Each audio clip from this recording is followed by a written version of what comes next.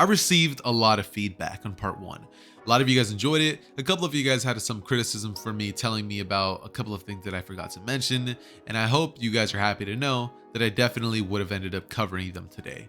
There is one thing that I'm kind of holding off on telling you guys regarding the battle in the water with Kakashi and Zabuza. However, you guys are going to be having to wait a little longer to get some information on that stuff.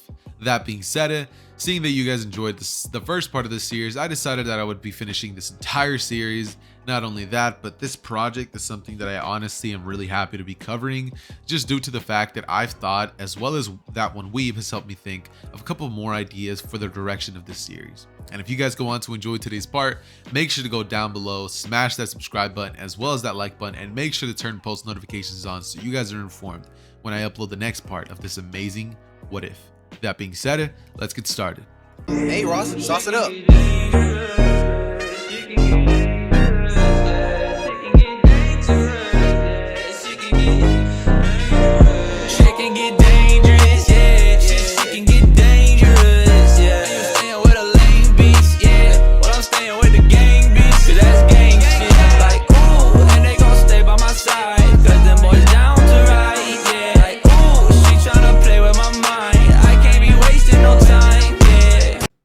Sure. Naruto, after hearing this word come from Zabuza's mouth, would have this look of just a smile and determination creep over him. It's at this moment that he would then look at Naruto before saying that they have a new mission to go on. And Naruto would have a pretty, good expression on his face. That is, before Zabuza then says that they've been hired by one of the legendary Sannin, Orochimaru, and he's almost certain it has something to do with the Hidden Leaf Village. At this point, Haku and Naruto both become shocked hearing this, as Haku says that somebody like that needs us. What business could he possibly have with us? I mean, he's a legendary Sannin. Zabuza would hear this and say that the mission is something along the lines of infiltrating the Leaf Village, and that it has something to do with the Chunin exams from what the letter was that Orochimaru sent out to him. Naruto, hearing these words, would have a look of determination and also anger pretty much go through his entire being. Naruto begins remembering just the way that he was treated as a child, and as these memories would flash through his head, he would get enraged, he would get angry, thinking back to everything that village had done to him. This is when Zabuza would look at Naruto and say, "Snap out of it. You're gonna need to calm that anger for the village down before this village goes, oh my god, why do I keep messing up? I literally have a script. Before this mission goes sour." He would then proceed to turn towards him as he would say, "Let's go." It's at this moment that they would journey off to arrive at Orochimaru's hideout. It would be a long one, but they would be okay, because the entire time, this mission would be paying handsomely. So, they would go on. On their way, they would encounter a team of Leaf Shinobi, some Chunins, and they would quickly dispose of them. This team was actually sent as yet again another reconnaissance mission trying to find Naruto. They've heard word of that Naruto is currently traveling with a team. One ninja ended up surviving this encounter one day, and they've kind of been hunting down Naruto ever since he escaped the village. They had a bit of a hard time finding him for these past couple of years, but it's something that the team has become rather used to after Naruto pretty much ended up escaping the village. And now that Naruto understands that he's the, Nine Tails Jinchuriki, he now knows why they want him back in that village so bad. It's not because they miss him, it's because they want what's inside him. They couldn't give less of a damn about him. It's at this point that, they would end up taking care of the Leaf Shinobis, with Haku creating a large crystal mirror jutsu and then bombarding them with a bunch of needles. Haku at the moment is currently the strongest person on the team. With that insanely powerful crystal ice mirror jutsu, he could definitely take out Zabuza and Naruto both at the same time, if Haku was to want to and fully go all out. And so, the team would decide to pretty much grab these Jonin vests as well as Chunin vests and pretty much take their headbands.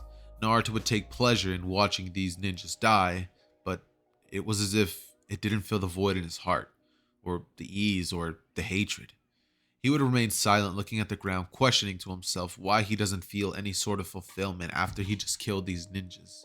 I mean, that village was responsible for all of his suffering, right? But it seemed not to make him feel any better. Throughout these past couple of years, he's been kind of struggling with this thought, but he's always just decided to ignore the feeling. However, as time passed, he would realize that it's about time that he got over it. Hours would pass by as they would end up arriving to Orochimaru's hideout to see yet another team. A team that has a sound, like a sound headband on, and there would be Shinobis there already. They would say that they already arrived so they can leave, as it would be, the ninjas that pretty much ended up fighting against Sakura when she was protecting Sasuke and Naruto, and they were both hurt after fighting Orochimaru. Yeah, they would pretty much end up telling Zabuza's team that they could scram, that Orochimaru already called them for this mission and they arrived beforehand. Orochimaru, hearing this, would have a smile as he's just in the background listening in and nobody has really noticed his presence yet. Zabuza, hearing this, however, would place a hand on his sword before Orochimaru would finally make his presence known from the shadows to tell them that unfortunately, he can only hire one of them, so they'll need to prove themselves. As the sound ninjas would be like, "What do you mean by that?" But Zabuza heard him loud and clear. He knows what he has to do to take this mission on, and to get the money that comes with it, Zabuza is willing to do whatever it takes. So he would tell both of them to get ready, as they would immediately begin trying to fight against the team that they were about to have to go up against. Now, if you guys do remember, Team Dosu was the team that had all of the sound-based abilities, with the main leader being the one who was able to manipulate sound waves and give sound attacks. The second one was able to, I believe his ability was to pretty much shoot like sound through the earth and make like cushions and like freaking use his arms to attack and stuff like that. And the girl, I don't believe she ever ended up showing off any type sort of special abilities. So this battle in general is not going to be very much of a hard one. As soon as they figure out the abilities of Team Dosu, I genuinely believe that Team Zabuza will definitely be able to take them out very, very easily. That being said, what would end up happening is that instantly Naruto, Zabuza, and Haku would get like pretty much very serious. Naruto would grab both of his swords off of his back. Haku would take out a couple of senbon as he would throw them at the direction of Dosu, who would at this moment use his sound ability to shoot the senbon away from himself, saying that he'll take that one on. As the other guy would then rush in at Zabuza's direction, and Zabuza would have a smile on his face, saying that this should not be too hard to do. He would rush in with a sword as he would go to cut towards the direction of Zaku, and Zaku, using his abilities, would actually cause this a couple of sound waves to hit Zabuza's sword, actually breaking it. With Zabuza thinking to himself that was not very fun, before he then rushes in and pierces Zaku straight in the stomach, causing blood to start dripping onto the sword. After the blood would drip onto it, the sword would then slowly begin to rebuild itself, as Zaku would become shocked at what he just witnessed. That sword, how is it doing that? But Zabuza would not think twice before then kicking him right in the jaw, sending him flying, and then rushing in before weaving a couple of hand signs and saying, "Water bullet jutsu." He would shoot this insanely big water bullet straight at Zaku, and it would pretty much wet him fully, as the attack definitely did do a significant amount of damage. However, right after this, Zabuza weaves hand signs with one hand and says, "Lightning release," as he would then proceed to pretty much put his hand straight on his head, and all of the water would pretty much begin to conduct the electricity throughout his entire body, as he would get shocked over and over and over, ultimately being taken out. When it comes to Haku, he actually ended up deciding that to take on Ebisu, I believe that's his name. Dosu. He would proceed to kind of take it slow, trying to kind of decipher his abilities. However, Dosu would actually be able to land one good hit with his sound attacks, and it would actually throw Haku off, just long enough for Dosu to come in and throw a couple of attacks at Haku's direction. Haku would actually get angry at the fact that he just got punched and drew blood from his face, so Haku at this moment begins getting serious, using more of his speed as he rushes in faster and faster, and Dosu's sound isn't able to keep up with Haku. At this point, Haku would use his ice release Kiki Genkai to completely freeze Dosu in place, as he would then break the ice and it would shatter Dosu in front of his teammates, as Zaku and Dosu were both taken out, Kin would be the last one left, and Naruto, it's safe to say that Naruto would completely outclass Kin in every shape, way, and form. That said, Zabuza's team would ultimately be the winner, and Orochimaru would say that they truly were as good as they say. Orochimaru would then take note of the blonde boy, Naruto, standing behind Zabuza, as he would walk up to him before saying, "The Leaf definitely did lose a big asset, did they not?" As he would say, "May I?" Zabuza would nod his head as Naruto would simply stand still as Orochimaru lifts his shirt, revealing the seal on his stomach, saying, "Quite interesting. This seal is very, very potent." Before then saying, "It looks like that old man wasn't even able to keep the tailed beast around, and he's been trying to cover it up for some time. I knew this would be the case, and I have been keeping note of where the Jinchuriki has been at for quite some time." As he lets out a smile and says, "That damn fool couldn't even manage this." He would then proceed to look at him and say, "Do you know why you're the Jinchuriki?" Before Zabuza then says, "We're not here to listen to Naruto's backstory. We're here to hear out your mission, complete it, and nothing else. We're not in the mood to listen to any of your stories. Brief us with all the details and we'll get it done." Orochimaru would let out a slight chuckle before saying, "Very well," before he then informs them of what this mission would entail exactly, and then they're all told about entering the Chunin exams, and to keep a close eye on Sasuke Uchiha, one of the last remaining Uchiha members alive. Hearing this, Naruto would have a little bit of a flashback, thinking back to what they had done on the previous mission that they were on, and how Haku was the one to actually take Sasuke's life. That being said, Naruto was just about to say something about that, but Zabuza would give him this death stare. Naruto would stay silent, as they would then remain quiet and head off, being told to use the transformation jutsu as to not be recognized, and the team would do just that. By the way, guys, sorry if you guys do hear me like hiccup and make these strange noises. It's just that whenever I talk without any breaks whatsoever, I've run out of air, and it's kind of hard to do so, but you gotta do what you gotta do. Anyways, they would then begin to head towards the village, being told that they'll get there in about 1 week before it starts. The team would head off, and Zabuza would tell them not to say a word of what happened to that team to Orochimaru, that he holds enough power to have killed them all where they stood had he found out the true nature of what happened on that mission. Naruto and Haku would both be shocked, and they would then turn towards Zabuza asking him if he truly is that powerful, with him saying that they just need to pretend as if they have no clue what happened to Sasuke, and he would tell them that they just need to complete their mission and be his weapons as usual. They would nod as they would get closer and closer to the village, with Naruto thinking back to all of his hatred for this place, all of the dark memories that had haunted him for so long, and the one only place that he could have called a safe haven for himself was the Ichiraku ramen shop. One part of Naruto was happy about seeing the village, but the rest boiled as he would see all of these villagers living these happy lives. Not one of them seemed to be having a bad day. Naruto walking throughout the village would take literally all of his being to try to remain calm. As they used the transformation jutsu, he would give a couple of people some dirty stares, but the villagers would not take any mind at this, and they would finally end up arriving to the Kage Monument, where they would be informed of that they're going to pretty much be accommodated with a place to live during the time of the Chunin exams. They would pretty much have 1 week to train, focusing on Naruto's swordsmanship as well as Haku just kind of training with his ice release. But nothing noteworthy would end up happening here, so we're kind of going to be skipping to the day of the exams. They make it through no problems because this time around, Team 7 is still being kept a secret, and nobody in the village other than Hiruzen actually even knows what happened to them.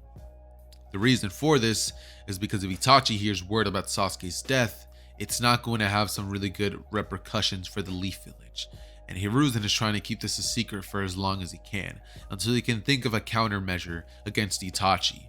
Now, the biggest threat to the village is that man, the last remaining Uchiha member. And that being said, what would end up happening is that there would be no Rock Lee versus Sasuke fight.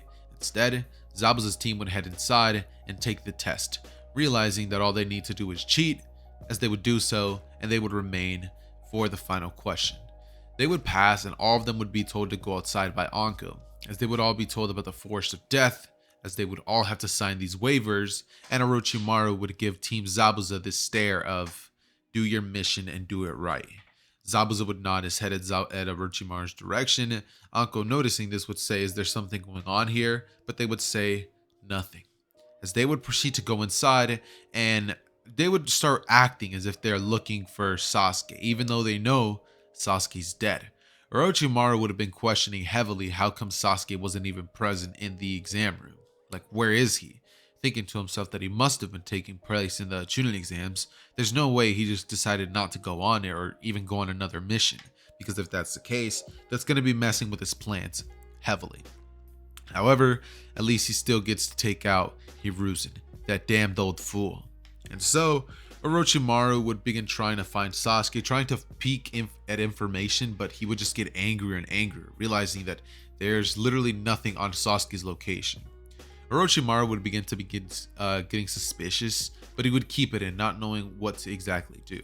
So for the time being that they're taking the Chunin exams, Team Zabuza would simply go inside, taking out a couple of teams and stealing the scrolls that they needed, before then finally going towards the direction of the Chunin Tower, essentially just kind of resting for the following 3 days, seeing as they finished the exam rather quickly. During this time, they would end up all finally arriving to the Chunin Tower. Everybody who arrived just like they would have in canon, and so each of them would have battles. This time around, Lee would not end up actually fighting Gaara. Instead, he would end up having to fight against Ino, as Gaara would have to fight against Akamaru. And so, that wouldn't be too interesting to cover, would it? So I'm just kind of going to be skipping over that. Naruto, however, he ends up having to fight against the ninja that Sasuke would have fought in the original version, the one that could actually steal chakra from people with his strange ninjutsu ability. So, the battle would commence. The whistle would be blown, and Naruto would rush in at the direction of this man. As he kicks him up into the air, the man would smile as he grabs onto Naruto's arm, and Naruto begins to become weakened slightly. Because of Naruto's insane chakra reserves, he almost doesn't even feel the pain. And as the man would try to pretty much start draining more and more chakra, Naruto would say that he has enough to give around, before he would then punch the man off of him and take both of his swords out. He would then rush in at the direction of this man as he comes in with these swords at some insane speeds, and then proceeds to cut a slash right across the chest in the anime swordsman style, as the man would just fall onto the ground and Naruto would be declared the winner. Haku would end up having to fight against some background extra character, not even showing his ice release abilities due to not even having to. And Zabuza would actually end up fighting against Choji. So, in total, like 8 people would end up moving on to the finals. Naruto, Zabuza, Haku, Lee, Gaara, Shikamaru, Temari, and Neji. They're the people who would end up moving on. Actually, I'm pretty sure that was 9, so just remove Temari, I believe, or something like that, and we can make it 8, alright? That being said, they were all given a month to train, and Sasuke's whereabouts would still not be known to anybody but Hiruzen and a couple of Anbu members. His death still remains a secret. And so, the team that Zabuza is taking care of would begin training, using this month to grow more powerful, going off to complete another mission during the month that they have to train. And during this time, Naruto would have gained a little bit more experience, having to fight against a foe who actually did push him back and was a sword user. Zabuza actually had Naruto take care of the full 3-man squad that they had to take care of. That was a team of ninjas that were causing trouble to a town very, very close to the Hidden Leaf Village. And Naruto would have ended up gaining a pretty huge experience boost from the battle. So he ended up getting a pretty good amount of experience from all this. Haku would actually have gotten a little bit of experience as well, seeing as he had an entire month to keep working on his ice release, and Naruto, Zabuza, and Haku would have simply just used the remaining time to train harder than they had ever done before. Zabuza would train Naruto more and more every single day on swordsmanship, teaching him every single technique that he's learned over the past years that he's been alive, with Haku being told by Zabuza simply to think outside of the box. Haku would have ended up developing a couple more brand new attacks that Haku would have never thought of before, and one attack that would actually catch the attention of Naruto would be when he creates a kind of like area that he just completely engulfs with ice. Like Haku stomps down at the ground similar to what Todoroki does in My Hero and freezes the ground, causing people to be held in place. And so that's going to be a pretty interesting attack that he might be able to pull out later on with his fights. That being said, the month would finally be over, and Naruto would end up having his fight against the prodigy of the Hyuga clan, Neji. Naruto, seeing that he's about to have to fight against Neji, would decide that this might be a little bit of fun for himself. Zabuza would tell him not to hold back, and that he needs to prove himself as a worthy weapon by defeating Neji, this prodigy of the Hyuga clan. Naruto would smile as he would say, "Then that's what I'm gonna have to do."